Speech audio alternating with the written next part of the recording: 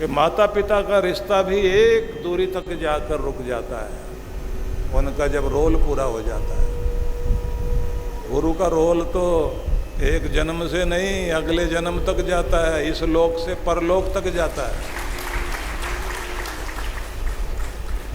एक उम्र आ जाती है आदमी की, जब शरीर बूढ़ा हो जाए तो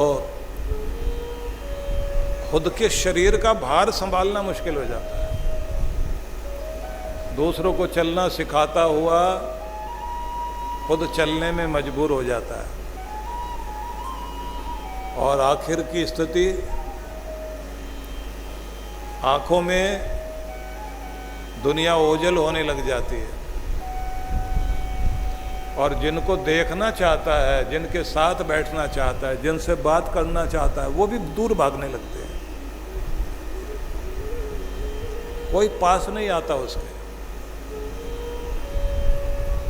उसका चेहरा अच्छा नहीं लगता, उसकी बात अच्छी नहीं लगती, उसके साथ बैठना अच्छा नहीं लगता। उस समय सबसे ज़्यादा अपनों के प्यार की उसको ज़रूरत होती है, लेकिन अपने ही दूर हो जाते हैं। वो समय होता है कि धीरे धीरे अपने आप को दुनिया से ऊपर उठाओ, मोह ममता से ऊपर उठाओ। अपना फर्ज पूरा कर लिया, अब आपको इस देह को फिर दोबारा उन्हीं परिस्थितियों में जन्म लेने का मौका ना मिले जिस तरह की स्थितियों को छोड़कर निकले हैं। फिर से गरीबी, फिर से बेबसी, फिर से दुख, फिर से झगड़ा, फिर से वही दुश्मन, वही बुरा करने वाले लोगों से पाला ना पड़े। तो छुटकारा पाने के लिए कहा जाता है कि गुरु की शरण में जाओ, और गुरु जो कहते हैं कि अब कुछ को माफ़ कर दो और कुछ से माफ़ी मांग लो। दिल साफ करो, अपना मन साफ करो, चित्त शुद्ध करो, और भगवान से कहो कि तेरी दुनिया देख ली, रिश्ते समझ लिए, अपने पराये भी समझ लिए, अब केवल तेरा ही प्यार चाहिए और तेरी शरण चाहिए, तेरा ही रिश्ता चाहिए, और किसी का रिश्ता नहीं चाहिए। अब तू ही जिह्वा पर बस जाए, दिल में बस जाए। अब तेरा ही ध्यान करके सोऊं और तुझे जागते हुए तेरा नाम जपूं।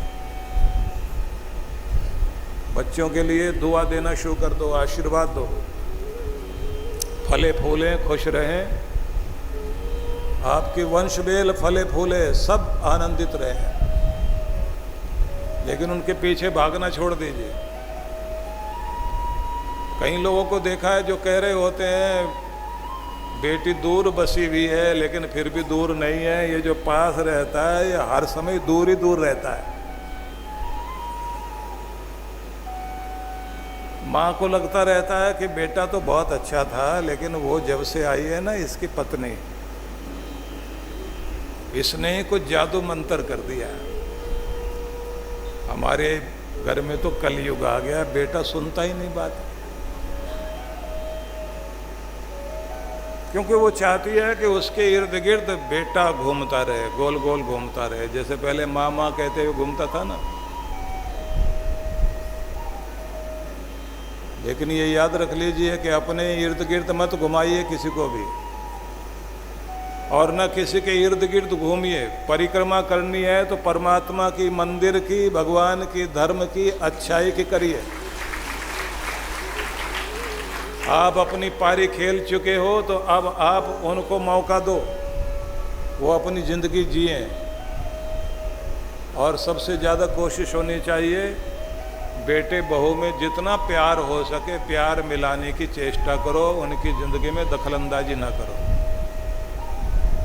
संस्कार जरूर दो। संस्कार देने का अपना एक समय होता है, क्योंकि कैसे पाला आपने अपने बच्चों को, किस माहौल में पाला, किस तरह की संस्कृति दी, किस तरह की सभ्यता दी, किस तरह का धर्म दिया, किस तरह की भक्ति की घुट्टी आपने बच्चे को पिलाई, उसी के आधार पर उसकी ज़िंदगी चलेगी। जब तक बच्चा माँ के आगे पीछे घूमता तब तक आप सिखा सकती है माँ। उसके बाद बच्चा जो है दोस्तों के साथ बैठने लग जाता है, और दोस्तों में जो संगति है उनमें बहुत सारे वे लोग हैं जो न्यू फैशन और मॉडर्न एज के नाम पर नशा सिखाते हैं, जुआ सिखाते हैं, ऐब सिखाते हैं, गलत तरफ लेकर जाते हैं।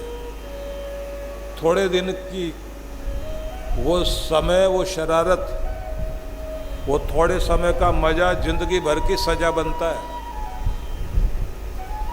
उस समय बुद्धि ऐसी होती है, दिमाग ऐसा होता है, समझ आता नहीं। कुछ देशों में जुआ घर जो खुले हैं, कैसीनो खुले हैं, अभी कुछ नए नए देशों में भी खुल रहे हैं। अपनी तरक्की करने के लिए और पैसा बनाने के लिए बहुत सुविधा देते हैं वो लोग, लेकिन उन्होंने अपने देश में बैन लगा रखा है कि हमारे देश का कोई भी व्यक्ति एंट्री वहाँ नहीं ले सकता। कई देशों में ऐसा है। अपने देश वालों को नहीं घुसने देते। वो जानते हैं कि अपने देश वाला लुटे पिटे नहीं, बर्बाद नहीं होना चाहिए, बाहर वाले आए और बर्बाद हों। बहुत बैन लगाया हुआ है। बाहर वाले जाते हैं, उनको इतनी सुख सुविधा दी जाएगी, इतना मनोरंजन किया जाएगा, इस तरह की तरक्की दी जाती है, फ्री का टिकट भी देंगे। और आदमी क्या कहता है, एक बार जाने में क्या हर्ज है, बुराई में एंट्री फ्री होती है, ये याद रखना। बुराई की एंट्री फ्री है, एग्जिट फ्री नहीं है। बाहर निकल के दिखाइए आप बुराई से। नशा एक बार लगवा के देख लीजिए, बाहर निकल के दिखाओ। गलत लोगों के चंगुल में एक बार फंस के देखिए, फिर बाहर निकल के दिखाइए आप। माफिया वालों के बीच में एक बार फंस जाइए, फिर बाहर निकल के दिखाओ। वहाँ एंट्री फ्री है, एग्जिट फ्री नहीं है। बड़ा मूल्य चुकाना पड़ता है, लेकिन आदमी को समझ नहीं आता। वो जो आप लोगों ने सुना है ना कि किसी को स्वर्ग मिला था, तो वो स्वर्ग में गया तो बाहर से झांक झांक के देख रहा था, झांक करके देखता था और कहता था कि ये स्वर्ग यही है, इसी मकान में रहते हैं लोग। बोले हाँ, नहीं यहाँ तो सब शांति से बैठे हुए हैं। तो बाहर जो गार्ड खड़ा था उसने कहा ध्यान से इनके चेहरे देखो। बोले चेहरे क्या देखना, शांति से बैठे हुए हैं, माथे पर शांति है, चेहरे पर प्रसन्नता है, खुश लगते हैं। हर आदमी ये सोचता है मैं सबसे बड़ा अमीर हूँ, आनंद में बैठे हुए हैं, पर हिलडुल तो नहीं रहे, आराम से बैठे हुए सब लोग।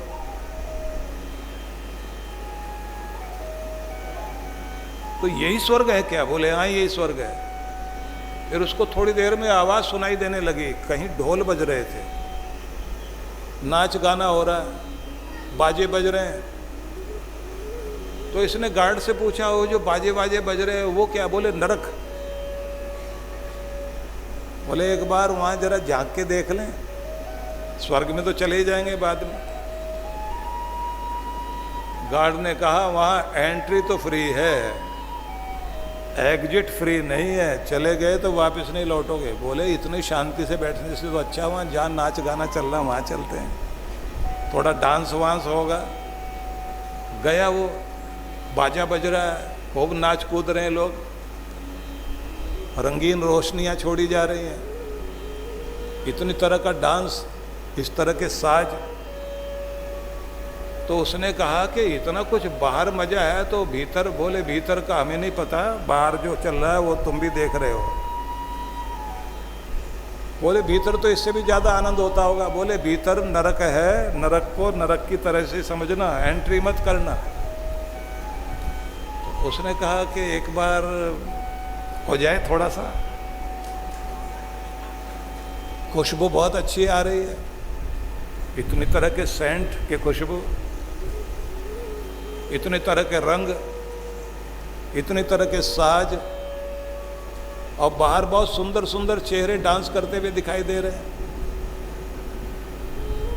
और वो कहता है कि स्वर्ग में तो कुछ समझ में आया नहीं, लेकिन यहाँ कुछ समझ में आ रही है बात, यहाँ बहुत कुछ अच्छा लग रहा है। फिर थोड़ा सा अंदर झांकने की कोशिश करे, अंदर दरवाजा बंद। बोले दरवाजा तभी खुलेगा जब सीढ़ियों से 3 सीढ़ी नीचे उतर जाओगे। बोले अंदर कुछ अंधेरा सा लग रहा है। बोले अंदर बाद में समझ में आएगा, पर ये तुम्हारी बुद्धि पर है कि अंदर जाना है या नहीं जाना है। बोले जो बाहर का तमाशा देख लिया उससे तो यही लग रहा है स्वर्ग से तो बढ़िया यही है। पहुंच गया, दरवाजा खोला और 3 लात पड़ी उसको और धड़ाम से गिरा, दांत टूटते टूटते बचे। वो बोला ये क्या कर रहे हो? बोले वेलकम कर रहे हैं, स्वागत हमारे यहाँ ऐसे ही होता है। फिर 2 मोटे मोटे लोग दौड़ते हुए आए। बोले पकड़ के पहले इसको जो है ना पकौड़े तलेंगे, इसको जो है कढ़ाई में लेके जाओ और तेल में डालो इसको। तीसरा कहता पहले आरी ना चला लें इसके ऊपर। ये बोला भैया ठहरो ठहरो ठहरो ठहरो ठहरो, मैं तो यहाँ बहुत कुछ अच्छा सोच के आए थे, ये सब क्या? बोले अगला प्रोग्राम बहुत सारा लिखा हुआ सामने, देख लो ध्यान से। अभी तो कीलों वाले बिस्तर पर भी लेटाया जाएगा तुम जो आराम करना चाहोगे, और जब कीलों के ऊपर से निकलोगे तो फिर कहोगे थोड़ा कुर्सी पर बैठा, तो फिर करंट वाली कुर्सी पर भी बैठाएंगे। तो इसने कहा लेकिन वो जो बाहर था वो क्या था? बोले वो हमारा विज्ञापन था, एडवर्टाइजमेंट। यहाँ आदमी फंसता ही इसी चक्कर में। अगर वो एडवर्टाइजमेंट ना करे ना, हम लोग एक भी नहीं आएगा यहाँ। जितनी भी बुराई वाली जगह है इतना बढ़िया एडवर्टाइजमेंट है, इतने तरह का गा गा करके विज्ञापन करते हैं वो लोग। परफ्यूम बहुत जबरदस्त, फ्रेग्रेंस कमाल की, साज बहुत अच्छे, लाइटें तो बहुत दूर से दिखाई देती हैं। पूरी दुनिया में ये ध्यान रख लीजिए कि जितनी भी आकर्षण वाली चीजें हैं, बहुत पहले दुनिया शुरू हुई, सृष्टि शुरू हुई, तो सृष्टि के शुरू होते ही भगवान ने अपना मैनुअल दिया ना, अपना ज्ञान वेद दिए। जैसे आप देखते हैं ना कि कोई चीज खरीद के लाएंगे, कंप्यूटर, लैपटॉप, तो उसके साथ में एक छोटी सी बुकलेट मिलती है ना, जिसमें उसके बारे में सब लिखा हुआ होता है। इसको कैसे चलाना है, इसकी शुरुआत कैसे करनी है, कहीं अटक जाओ तो फिर क्या करोगे। तो ऐसे ही भगवान ने जब दुनिया बनाई तो उसके बाद में इस दुनिया में कैसे रहना, कैसे जीना, इसके लिए अपनी एक पुस्तक दी, उसी का नाम है वेद। और बाद में जितने भी अवतार आते रहे, ऋषि मुनि आते रहे, उन सब ने ग्रंथ दिए समय के अनुकूल, फिर उन्होंने शिक्षाएं दी। और फिर भी किसी को नहीं समझ में आता तो भगवान ने फिर अपने कुछ खास उद्देश्यों को ध्यान में रख करके गुरु को धरती पर उतारा कि वो जाए, लोगों के अंदर भक्ति लाए, धर्म लेकर आए, पुण्य बढ़ाए, उनके मन के भ्रम को मिटाए और उनके संशय दूर हो, उनकी जहालत, उनकी अज्ञानता मिटे, जिससे व्यक्तियों का कल्याण हो। जो पहले ग्रंथ हैं, पहले ग्रंथ हैं वेद। वेदों में एक मंत्र है जिसमें यह कहा कि दुनिया को समझो, हिरण्मयेन पात्रेण सत्यस्या पिहितम मुखम। इस पूरी दुनिया को चकाचौंध और चमकीले स्वर्णिम आवरण से मैंने, पर्दे से मैंने ढका हुआ है। सच्चाई को देखना हो तो उपनिषद में और वेद में दोनों में थोड़ा प्रकारांतर से ये मंत्र आया। वेद में आया यो सावादित्य पुरुष सो सावहम, और वेद में ये लिखा है, और उपनिषद में तत्वम पोषण नपा वृणु सत्य धर्माय दृष्टये, कि हे पोषण जीवधारी मनुष्य, चुन चुन करके जीवन को जीने वाले इंसान, तत्वम पोषण नपा वृणु, तो इस आवरण को, इस पर्दे को हटा अपनी बुद्धि से, कि जिससे सत्य धर्माय दृष्टये, तुझे धर्म दिखाई दे सके, कर्तव्य बोध समझ आ सके और सत्य का दर्शन हो सके। इस आवरण को, पर्दे को हटाना सीख ले। जिस दिन तुझे पर्दा हटाना आ गया उसी दिन तुझे जीना आ जाएगा। यही रास्ता है। पर्दा हटाना पड़ेगा आंख पर पड़े हुए को, क्योंकि एक स्वाद वाली चीज है, एक सेहत वाली चीज है। अब स्वाद वाली चीज तो गोलगप्पे दिखाई देते हैं, पानी पूरी, और सेहत वाली दिखाई देते हैं आंवले। अब कौन खाएगा आंवला? खाया ही नहीं जाएगा। फिर आदमी कहेगा एक बार स्वाद लेने में क्या हर्ज है, थोड़े से गोलगप्पे, चाट, पापड़ी। उधर महाराष्ट्र में पानी पूड़ी बोलते हैं और बंगाल में चले जाओ तो वहां पुचके बोलते हैं, पुचके।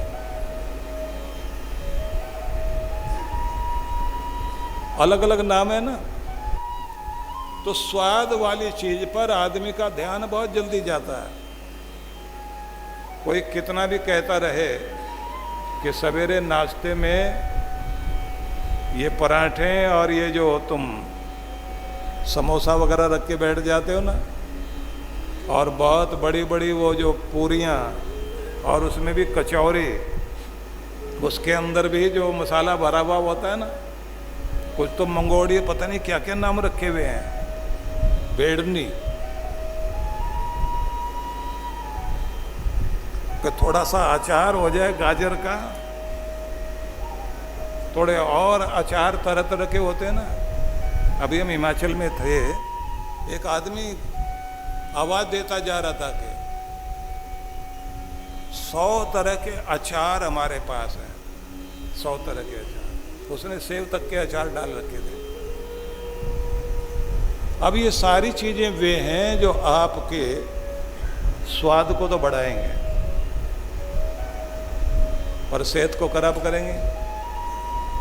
और अगर वो सेहत ध्यान में आ जाए और आदमी स्वाद को छोड़ दे तो सेहत मिल जाएगी। लेकिन भ्रम है, पर्दा है ना दिमाग पर, थोड़ा थोड़ा कभी कभी स्वाद कर लेना चाहिए, ऐसा बोलते हैं ना। कुछ लोग कहते हैं थोड़ी थोड़ी कभी कभी ड्रिंक कर लिया करो, कभी कभी थोड़ी थोड़ी। और साउथ वाले बोलते हैं कुंचम कुंचम। मैंने कहा बाद में तेरा असली वाला कुंचम हो जाएगा। अब जैसे आप थोड़े चक्कर में पड़ेंगे, बाद में आदत पड़ेगी ना। तो पर्दा पड़ा हुआ दुनिया में, जहां आपको चुनना होता है कि सेहत को चुनोगे या स्वाद को चुनोगे। संसार की रंगीनियों को, मजा को चुनते चुनते सजा को मत चुन लेना, क्योंकि आपके सामने यही एक बात है कि जानवर तक जानता है कि क्या खाना क्या नहीं खाना, पर इंसान नहीं जानता। जानते बूझते भी गड़बड़ करता है। गधे तक को भी पता है कि उसको क्या खाना क्या नाही खाना। आता बर्गर किंग मध्ये मिळतात 2 क्रिस्पी चिकन बर्गर्स फक्त 99 रुपयांमध्ये। बर्गर किंग मध्ये भेटू। मजाक है ना संस्कृत में कि गधा भांग के खेत से जा रहा था, तो भांग में फूल आए हुए थे। ये जो बंगेड़ी होते हैं ना, गांजा तैयार करते हैं, उसके फूल और पत्तों पे ऐसे ऐसे कर रहे होते हैं।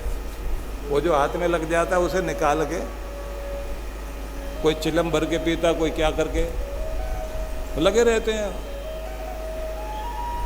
तो भांग के खेत से जाता हुआ गधा तेजी से दौड़ता जा रहा है। अब भांग ने देखा कि अपमान कर रहा है तो हमारा, यहाँ तो बहुत लोग आते हैं ऐसे हाथ मलते हैं। तो भांग उस गधे को देखकर कहती है, शंकरो मामेव गृह्णाति त्वम न गृह्णासि कर्तव्य। शंकर भगवान को भी भांग चढ़ाई जाती है पूजा में, और एक तू है मुंह उठा के जा रहा है आगे। बड़े से बड़े लोग भी भांग पी लेते हैं, तू नहीं पी रहा। बड़े सारे लोग आते हैं हमारे पास में, तू नहीं भांग की तरफ देखता।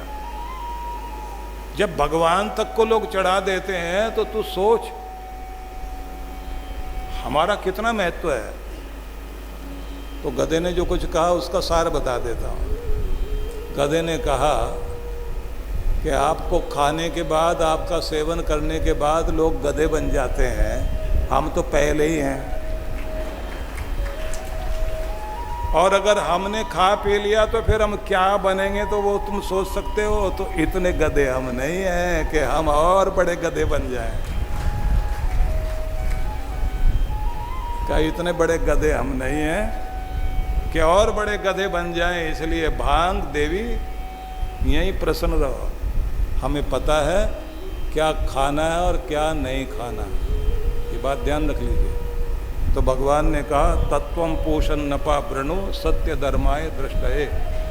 जीवन के सत्य धर्म को, जीवन के वास्तविक कर्तव्य को, लक्ष्य को पहचानने के लिए आवरण हटाओ बीच में से, पर्दा हटाओ, जिससे जिंदगी की सच्चाई सामने आए, जीना ध्यान में आए और जीवन का आनंद लेना समझ में आए।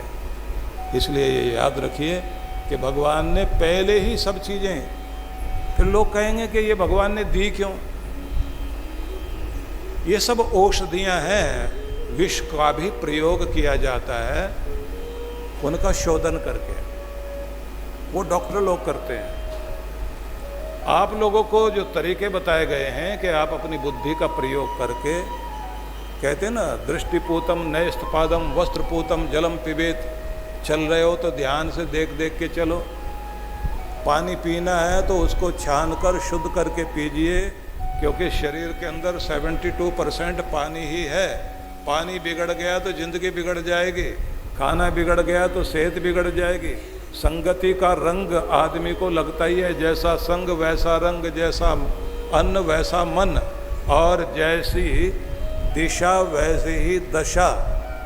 हर व्यक्ति के जीवन में जो भी कुछ है उसका परिणाम है कि आप क्या खाते हैं, किन के बीच रहते हैं, क्या आपका विचार है। जैसा विचार वैसा आचार, जैसा आचार वैसा व्यवहार, और जैसा व्यवहार वैसा संसार। वैसे दुनिया में रहने लग जाओगे। जुआरी जुआरियों के बीच में रहेंगे, जेब कतरों के बीच में ढूंढ लेते हैं बहुत जल्दी। नशेड़ी को तो इतना कमाल का पता होता है, शक्ल से पहचान लेते हैं कि अपने वाला ही मिल रहा है सामने जो खड़ा है। कहीं चले जाए ना, यहाँ से मद्रास चला जाए कोई चंडीगढ़ वाला नशेड़ी हो, तो कोई उसके पास में ऐसी डायरेक्टरी नहीं है कि वहाँ कौन मिलेगा। वो तो स्टेशन पर उतरते ही पहचान जाता है, उसकी तरफ इशारा करके कहता है क्या, वो भी कहता आजा कोने में, मिलते हैं।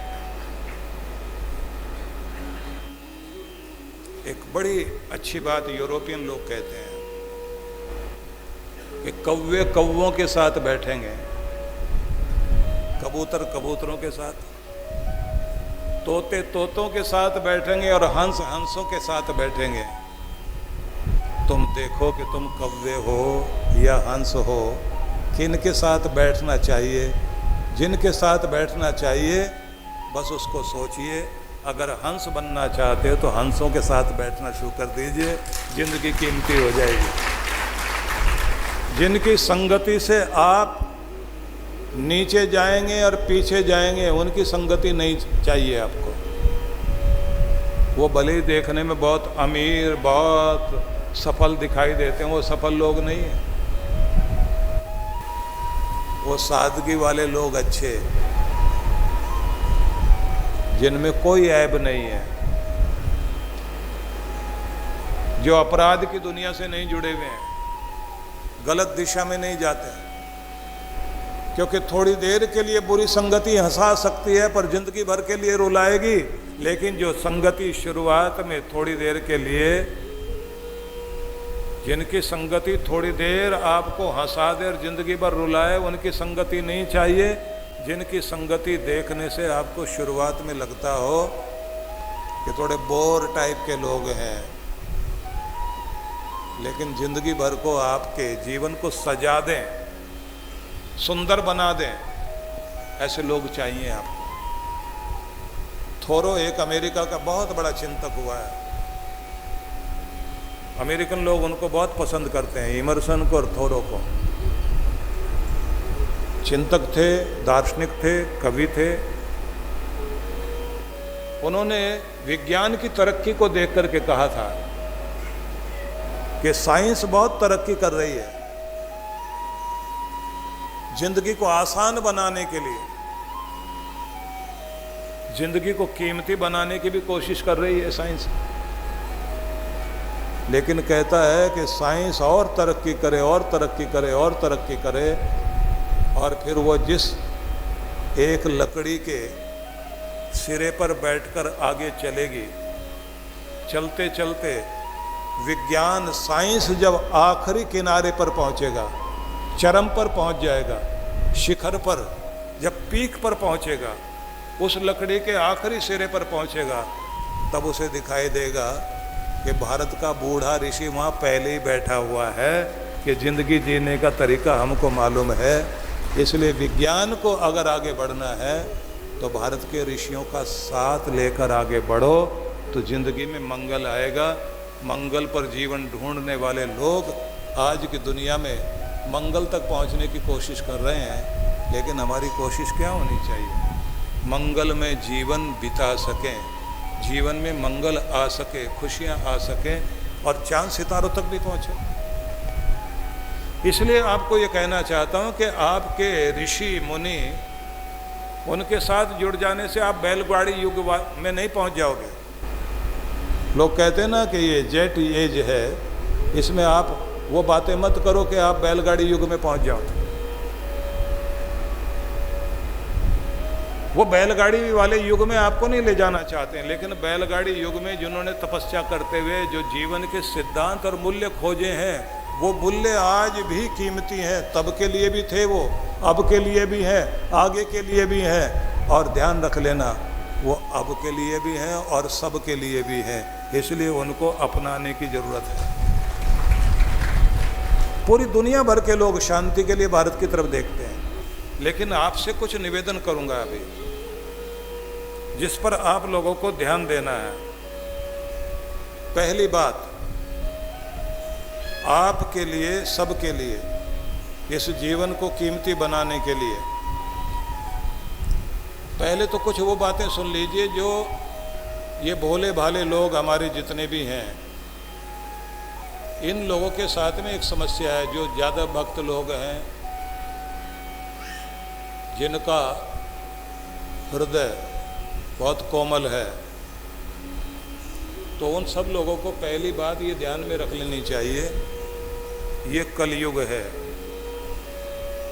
यहाँ भावनात्मक लोगों की, भावनाओं की कद्र करने वाले लोग नहीं हैं, यूज करने वाले,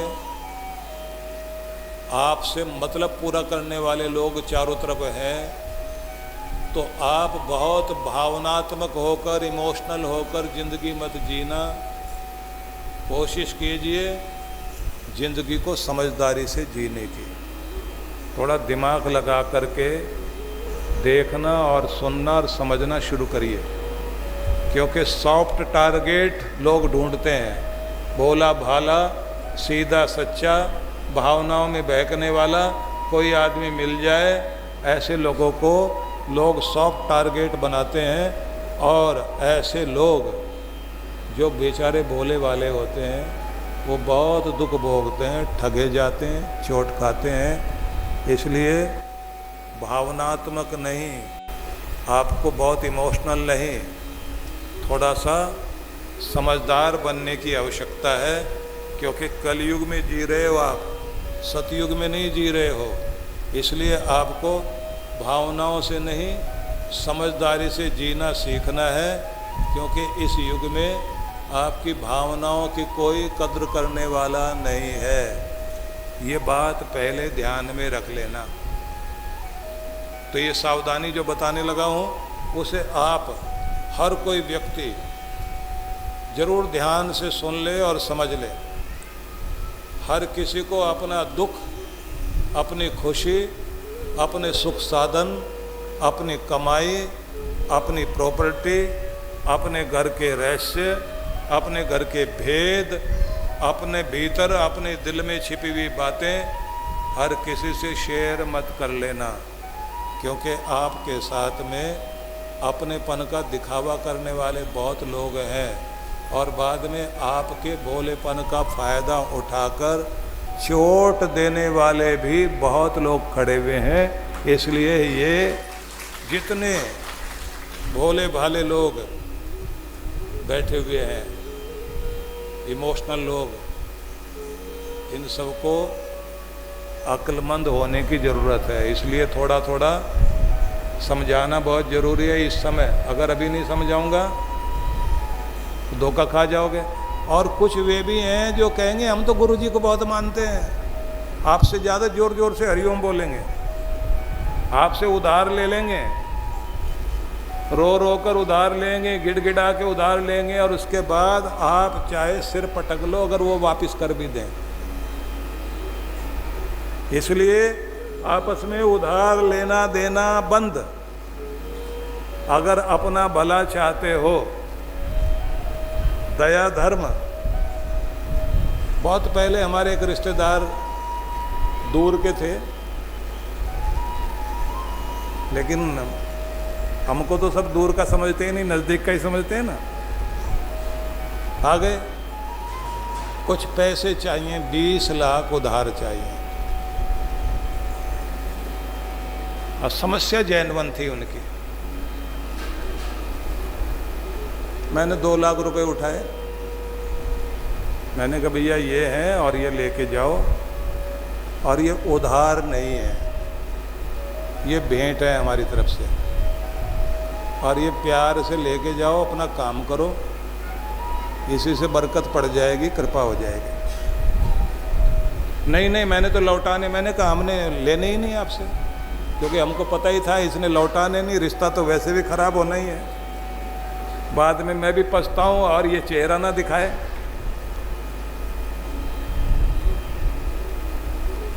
थोड़ा दे दीजिए, थोड़ा से भी थोड़ा, और चक्कर में मत आओ, नहीं तो गिड़गिड़ाओगे, पीछे पीछे घूमोगे, और सबसे ज़्यादा बुरी बात क्या होगी, घर के लोग क्या बोलेंगे, आप ही मूर्ख बनते हो, हमें तो पहले ही आपको बताया था।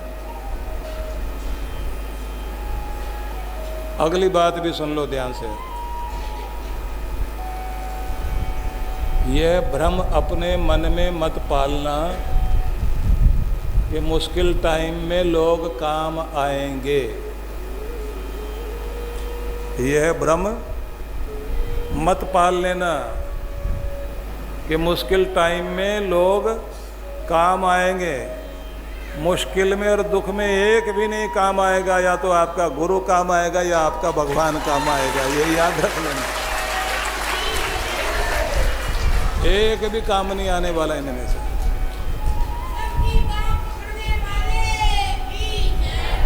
बहुत नज़दीक वाला भी दुख में दूर हो जाता है, और दूर वाला तो दूर रहेगा ही रहेगा। आज की दुनिया में लोग किसी को नमस्कार भी इस बात को ध्यान में रख के करते हैं कि चलो क्या अर्ज, कभी काम पड़ सकता है इससे, हाथ मिलाने में क्या जाता है, मिलने।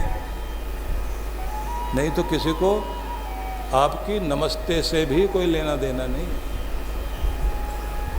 कलयुग है भाई, आँख खोलिए, समझदार बनिए। समझदार बनिए से मतलब वो बढ़िया नहीं है, बढ़िया तो बहुत समझदार हैं आज के समय में। ये जो आपको समझदार बनना है, मुश्किल समय में कोई काम नहीं आएगा, आपकी हिम्मत काम आएगी, आपका धैर्य काम आएगा, गुरु की शिक्षा काम आएगी, जपा हुआ नाम काम आएगा। इसलिए हिम्मत मत छोड़ना। बहुत लोगों के साथ है भाई, दुख में होते हैं ना, धैर्य टूट जाता है उनका। क्या करूं, कहाँ जाऊं। जिनसे ज़्यादा उम्मीद होती है वही सबसे ज़्यादा उस समय धोखा देते हैं। इसलिए ये याद रख लीजिए, जो अच्छे लोग होते हैं ना, उनका दिल बहुत मासूम होता है। कोई थोड़ा सा भी प्यार दिखाए, कोई थोड़ा सा भी अपनापन दिखाए, तो आदमी क्या सोचता है, पता नहीं किसी जन्म का रिश्ता होगा। और लोग होते कैसे, किसी की शादी हुई नई नई, बहुत सारे गिफ्ट आए हुए थे, लड़का लड़की जो है माँ बाप से दूर किसी शहर में रह रहे थे, बड़े सारे गिफ्ट आए। गिफ्ट देखते देखते उन्होंने देखा एक लिफाफे में पिक्चर के 2 टिकट, बढ़िया वाली पिक्चर, नई नई कोई पिक्चर आई होगी, उसमें सही जहाँ अच्छी जगह होती बैठने की, मुझे नहीं पता आगे होती है पीछे होती है, वो तो आप अंदाज लगा लीजिए, जहाँ होती है उसके टिकट बढ़िया, वो वाले टिकट लिखे हुए और साथ में लिखा पहचान कौन, पहचानो कौन। अब वो दिमाग पे जोर डालें, तुम्हारा रिश्तेदार है या हमारा रिश्तेदार है, चलो कोई भी होगा, अपना ही होगा। चलते हैं, पिक्चर देख के आते हैं और फिर खाना भी बाहर ही खाएंगे, फिर आकर के बाकी गिफ्ट विफ्ट खोल के देखेंगे। चले गए पिक्चर, खाना वाना खाया, देर लेट नाइट वापस लौटे, देखा सारा सामान गायब और एक कागज पड़ा हुआ। अब तो आप पहचान गए होंगे हम कौन।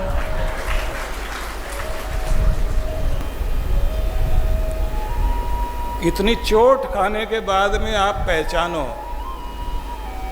तो जिनका दिल बहुत मासूम होता है, बहुत कोमल होते हैं, थोड़े से अपनेपन से जिन्हें अपनापन महसूस होने लग जाता है, थोड़ा सा सुख दुख में साथ खड़ा हो जाए कोई, बहुत अपने लगने लग जाते हैं, तो धोखे में मत आना, कलयुग है भाई।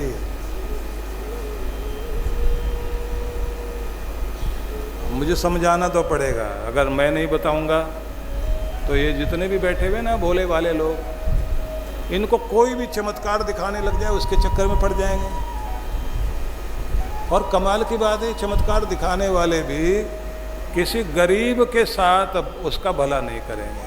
अमीर को ही निकाल के कुछ ऐसे घड़ी निकाल के दिखाएंगे, चैन निकाल के देंगे, अंगूठी निकाल देंगे, ऐसे हाथ करा अंगूठी निकाली, अमीर को देंगे, गरीब के यहाँ नहीं जाएंगे, क्योंकि उनको ये इन्वेस्टमेंट करनी होती है कि थोड़ा ऐसे ऐसे करके दो, थोड़ा सा दो। और फिर एक देश में हम लोग गए, कोई मैं नाम नहीं लेना चाहूँगा, हमारे संस्था के लिए बहुत अच्छा काम करते थे वो, उस देश में हम लोग, उनके यहाँ कोई ब्याह शादी थी, हमको जाना पड़ गया। मेरा पूना में कार्यक्रम था, रात में ही मुझे जाकर और सवेरे वापस भी आना था। मैं गया, अब वहाँ हिंदुस्तान के बड़े से बड़े दिग्गज संत बैठे हुए थे, दिग्गज लोग, बड़े से बड़े, क्योंकि वो लोग हमें मानते थे तो हमारे लिए कुछ जरा ज़्यादा बड़ा एक स्थान उन्होंने ले रखा था। उसमें हमको, वो राजा का पैलेस था जिसमें एक जगह हमको ठहराया। तो एक बड़े दिग्गज संत आए, बोले आप किन की तरफ से हो, लड़के वालों की तरफ से या लड़की वालों की तरफ से? मैंने कहा आप किन की तरफ से हो? बोले जिससे भी मतलब सिद्ध हो, हम तो उनकी तरफ से हैं। आप किन की तरफ से हो? मैंने कहा लड़की वालों के जो सज्जन हैं वो हमारे अपने व्यक्ति हैं। तो बोले तो फिर कुछ सिफारिश करो ना, कुछ हमें भी दान वान मिल जाए। आपके लिए तो इन्होंने चार्टर्ड प्लेन भेजा होगा। मैंने कहा मैं तो अपना इकोनॉमिक क्लास में बैठकर जहाँ टिकट जैसे मिल पाया पीछे बैठ के आया हूँ। ठीक से रात में सो भी नहीं पाया। बोले अब आगे, मैंने कहा यहाँ से मैं 2 घंटा इनके साथ रहूँगा और फिर आधा घंटा के लिए फिर मैं दुबई वाला जो हमारा सेंटर है वहाँ के लोगों के साथ में आधा घंटा रुकूंगा और फिर फ्लाइट लेकर के मुझे, क्योंकि पूना में प्रोग्राम चल रहा, वहाँ पहुँचना है। अब वो सारे लोग साथ साथ में, उनमें एक संत वो भी थे जो मिनिस्टर भी हैं और संत भी हैं। वो नहीं जो मुख्यमंत्री, उनकी बात नहीं कर रहा हूँ, वो कहीं जाते नहीं किसी के पास में। ऐसे संत हैं जो पहले कांग्रेस में थे, अब बीजेपी में आए हुए हैं। बस आप कुछ अंदाज लगाना हो तो लगा लेना। तो वहाँ क्या हुआ, एक लाख लाख शुक्र है मेरे परमात्मा का, आज तक संभालता आया, अब भी संभाल रहा, आगे भी संभालेगा। उसकी कृपा में कोई कमी आज तक नहीं है। लाख लाख शुक्र है परमात्मा, तेरा बहुत धन्यवाद, तेरा बहुत धन्यवाद, तेरा बहुत धन्यवाद। तो धन्यता, मैं बहुत खुश हूँ, संतुष्ट हूँ, राजी हूँ उसी में जिसमें तेरी रजा है। यूँ भी वाह वाह है और त्यों भी वाह वाह है। तो धन्यता अनुभव करना और धन्यवाद करना और धुनी जगाना। धुनी जो आप लोग दारिद्र्य नाशक यज्ञ सामग्री मंगलवार और शनिवार 2 दिन जरूर हफ्ते में कर लिया करो। घर के अला बला निकले,